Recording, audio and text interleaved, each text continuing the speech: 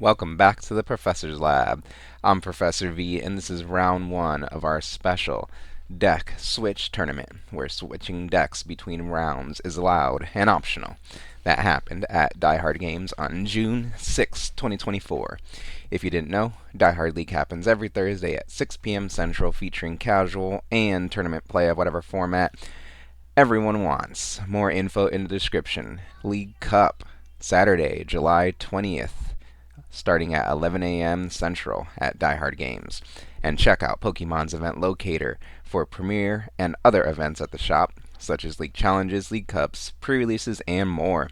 Please hit that like button right quick, subscribe to this channel, ring the bell for notifications, say what you need to say in the comments, and all that other good free stuff. But anyways, let's research this game.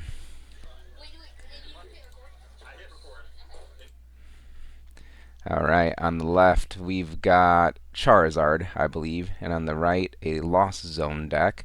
It looks like our Lost Zone player is starting things off for us this game with a Buddy Buddy Poffin.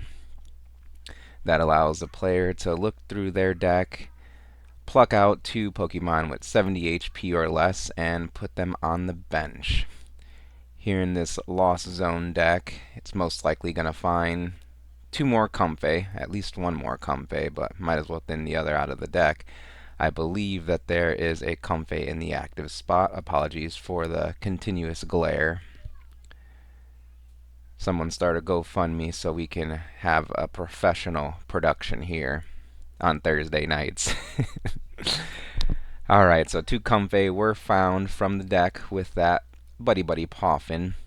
And now we're just getting things nice and shuffled up for the next action, which is a flower selecting from the Comfey in the active spot. He uses that ability to look at the top two cards of the deck, send one to the Lost Zone and the other to your hand.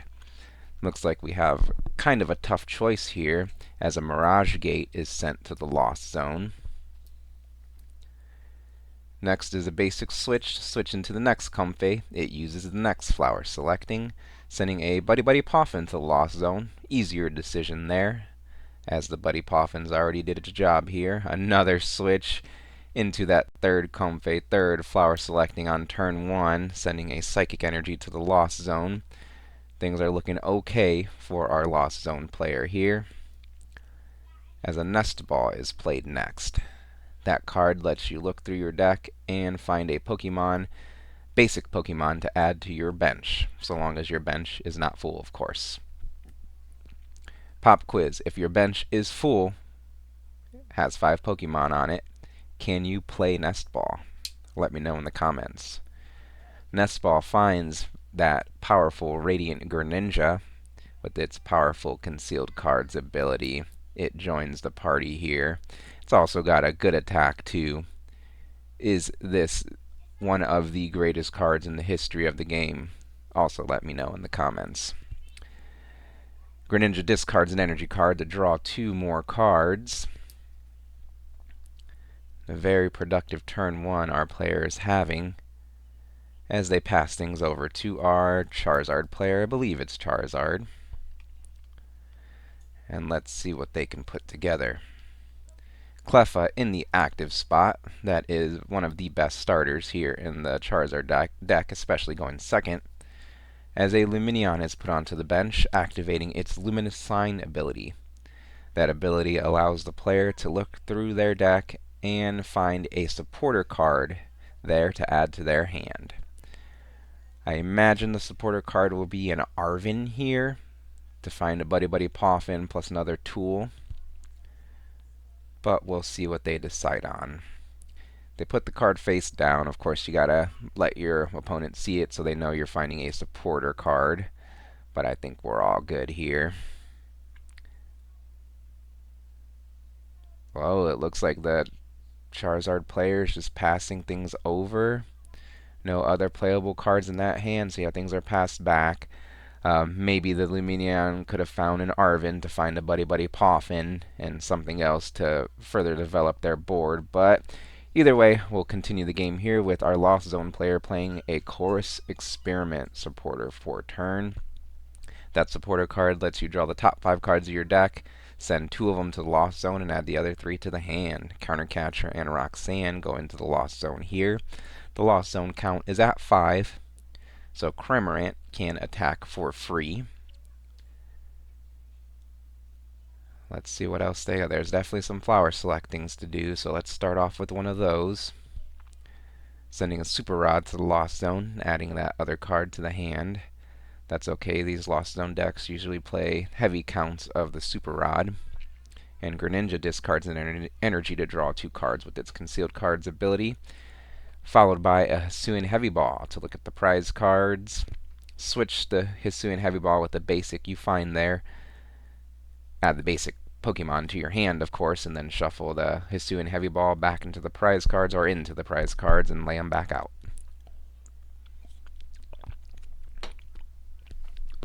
That card is very good as it liberates a basic Pokemon from the prize cards, as well as gives you knowledge of your prize cards. Cramorant joins the field here with 5-6 cards in the Lost Zone. It definitely can attack. Basic switch into that Cramorant, and Cramorant, thanks to its Lost Provisions ability, as long as there are 4 or more cards in the Lost Zone, it can use its attacks for free. Spit instantly for 110 damage, more than enough to KO the opposing Cleffa. Lumineon V moves into the active spot and play resumes over on its side. Now let's see how our Charizard player can respond. Okay, they start out with an Arven. I didn't see exactly what supporter was grabbed last turn off of the Lumineon. I thought it might have been a boss's orders, but maybe it was this full Arven. I'm curious why it wasn't played that turn. But either way, our Charizard player plays an Arven, searches the deck for an item card and a tool card. The tool card that is found is the Forest Seal Stone. I didn't see the item card. The Forest Seal Stone attached to a V Pokemon gives that V Pokemon the V-Star Power ability Star Alchemy. When you use that ability, you could search your deck for a card.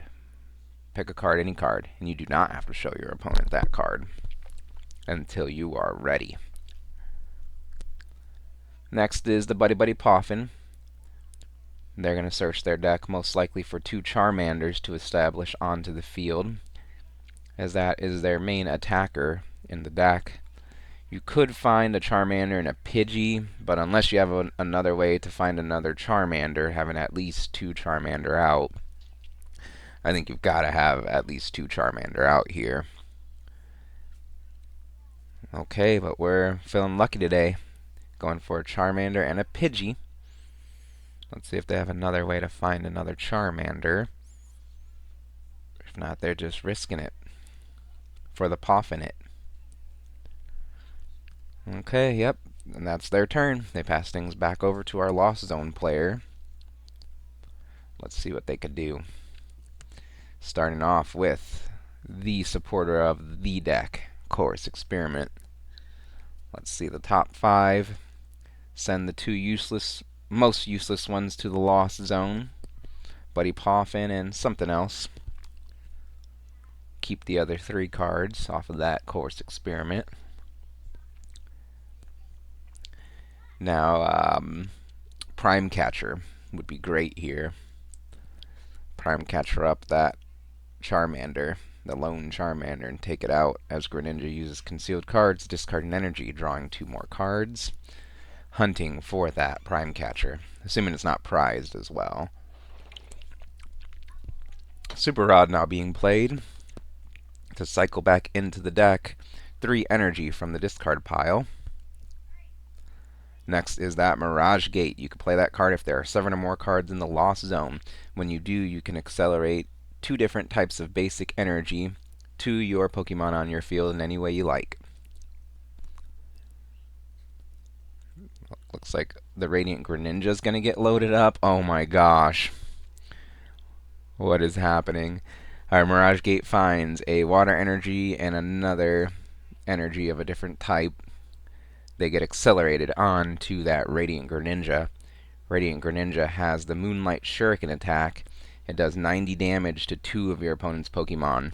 There is no Manaphy down on the opponent's bench, so that Charmander and that Pidgey are probably not long for this game, as another Water Energy is attached to the Greninja. Switch Cart brings the Greninja into the active spot.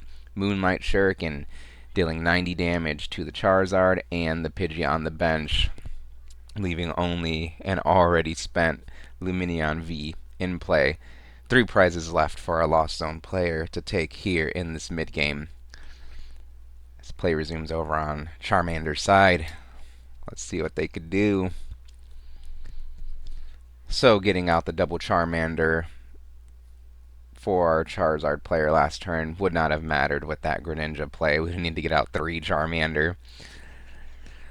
So another Arven is played here. Search in the deck for an item card and a tool card. Most likely another Poffin, but that Radiant Greninja, all you need is the correct energy in deck and another Mirage Gate to launch another Moonlight Shuriken, creating devastation on the board of our Charizard player. Looks like the Buddy Buddy Poffin will be grabbed for sure. And it looks like we're playing that. No tool to grab. No useful tool to grab here, I guess. That Poffin is going to find double Charmander here. We're going to try again to stay in this game. Pray that the Lost Zone player does not have access to another Mirage Gate or Super Rod or the correct energy in deck to accelerate to that scary Radiant Greninja. Fire energy attached to the bench Charmander.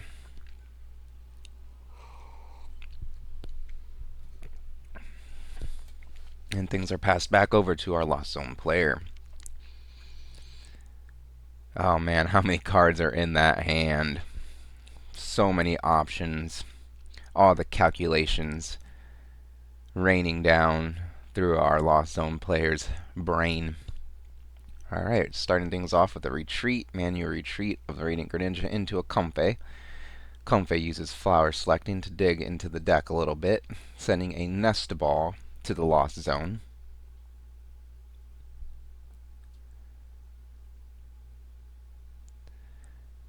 Now we want some switch cards. I think I for sure saw a switch cart in there, but a Pokestop is put down, and there we go. Alright, let me explain what Pokestop does. Pokestop is a stadium card that says once per turn you may reveal the top 3 cards of your deck, or discard the top 3 cards of your deck, and then put any items discarded this way into your hand. So Prime Catcher is an item, Lost Vacuum is an item, Psychic Energy is not, so that goes to the discard pile, but that's not the worst thing in the world. I'd say that was a pretty successful Pokestop. At least one of those Charmanders going down this turn with that Cramorant already, but ideally we power up a Radiant Greninja and pretty much board wipe again. Radiant Greninja discards an energy to draw 2 more cards. The combo is being put together potentially here over on our Lost Zone side. Nest Ball being played now to search the deck for another basic Pokemon. Maybe a Sableye.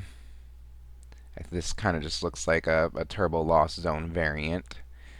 Haven't seen any Giratina or any other cards that show it might be Lost Giratina, I don't think. Nest Ball is a fail, though. More so just to check out the contents of the deck, most likely.